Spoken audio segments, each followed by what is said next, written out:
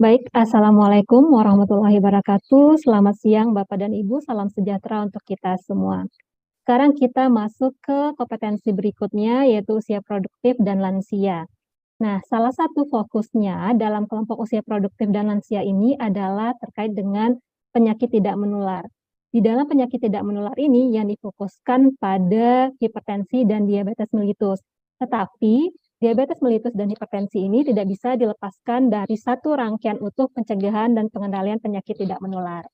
Nah, lalu kompetensi apa yang kita harapkan kader mampu untuk melaksanakannya atau mampu untuk melakukannya? Nah, yang pertama yaitu kader mampu menggerakkan masyarakat untuk melakukan deteksi dini atau screening. Nah, supaya kader mampu menggerakkan masyarakat agar mau untuk melakukan deteksi dini, tentu kader perlu dibekali pemahaman terkait dengan penyakit tidak menular, dalam hal ini diabetes mellitus dan hipertensi. Supaya bahan ini akan menjadi dasarnya bagi kader untuk mengajak masyarakat, mengedukasi masyarakat, sehingga masyarakat juga terketuk hatinya mau melakukan deteksi dini. Karena kalau dilihat data saat ini, deteksi dini penyakit tidak menular cakupannya masih rendah.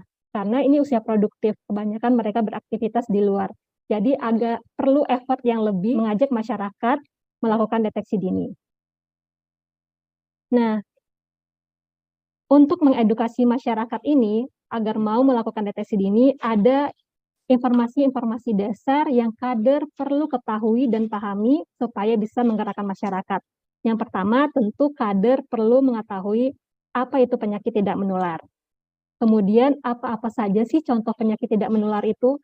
Kemudian ada poin kuncinya terkait dengan PTM ini, PTM sering muncul tanpa gejala. Nah, karena sering muncul tanpa gejala, biasanya masyarakat kita tiba-tiba jatuh pada kondisi fatal, bahkan kematian dini. Nah, ini yang kita cegah. Jangan sampai masyarakat kita banyak mengalami kematian akibat penyakit tidak menular. Padahal sebenarnya penyakit tidak menular ini bisa dicegah.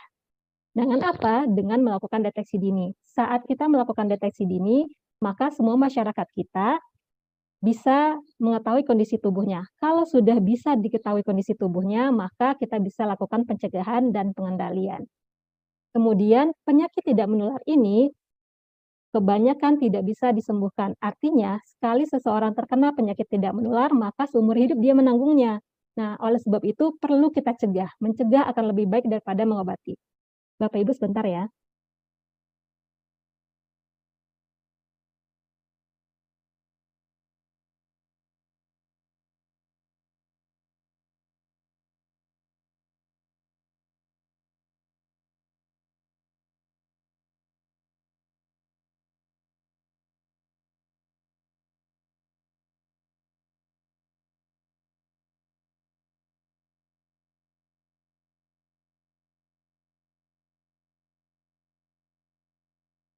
Nah, kita lanjutkan Bapak dan Ibu.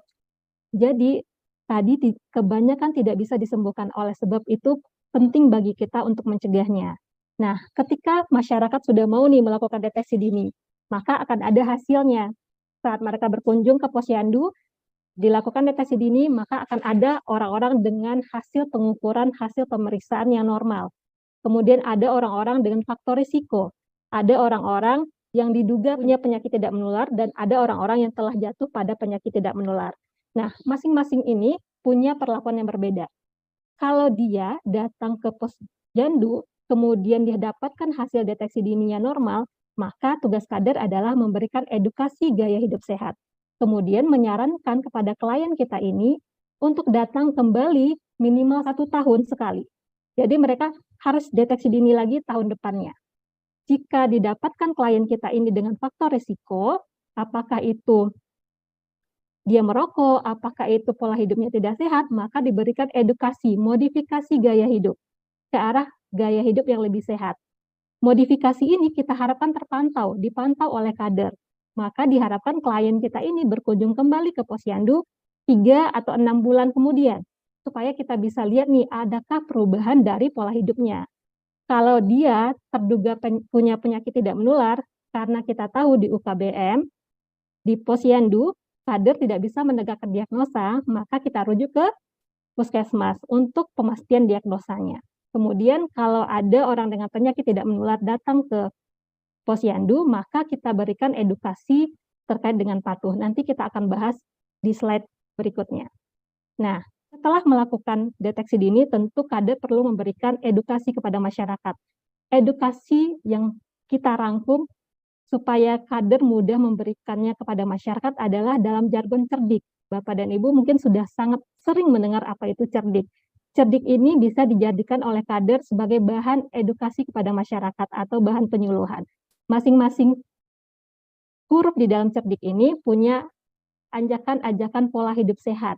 Di antaranya cek kesehatan secara berkala, yaitu minimal sekali setahun dilakukan deteksi dini. Kemudian enyahkan asap rokok. Kalau nanti setelah dilakukan deteksi dini ada klien yang ternyata merokok, maka disarankan untuk ikut upaya berhenti merokok di puskesmas. Kemudian rajin aktivitas fisik, diet sehat seimbang, istirahat cukup, dan kelola stres. Ini bisa menjadi bahan bagi kader untuk memberikan penyuluhan kepada masyarakat. Next. Nah, setelah kader mampu menggerakkan masyarakat untuk mau melakukan deteksi dini, tentu kader kompetensi apa lagi yang kita harapkan? Tentu kader harus mampu melakukan kegiatan deteksi dini itu sendiri. Rangkaian kegiatan deteksi dini penyakit tidak menular, dalam hal ini DM dan hipertensi, ini kita kenal dengan namanya Posbindu PTM sebenarnya. Ada beberapa tahapan-tahapan yang perlu kader mampu untuk melakukannya. Pertama, tentu pendaftaran. Ini untuk mempermudah pencatatan dan pelaporan kita nantinya. Kemudian, di kegiatan kedua, ada wawancara terkait identifikasi faktor risiko penyakit tidak menular. Nanti akan ditanyakan terkait dengan riwayat penyakit, baik itu penyakit diri sendiri, baik itu penyakit pada keluarga. Kemudian ada identifikasi faktor risiko PTM. Apa saja faktor risiko yang kader perlu tanyakan kepada kliennya? Pertama, terkait dengan merokok. Apakah klien ini merokok atau tidak? Kemudian bagaimana konsumsi sayur dan buahnya? Kita harapkan klien kita, masyarakat, mengkonsumsi sayur dan buah secara cukup, adekuat. Jadi tidak sekedar hanya konsumsi, ada konsumsi atau tidak ada, ternyata tidak cukup. Jadi yang kita sarankan itu adalah 5 porsi setiap harinya konsumsi sayur dan buah.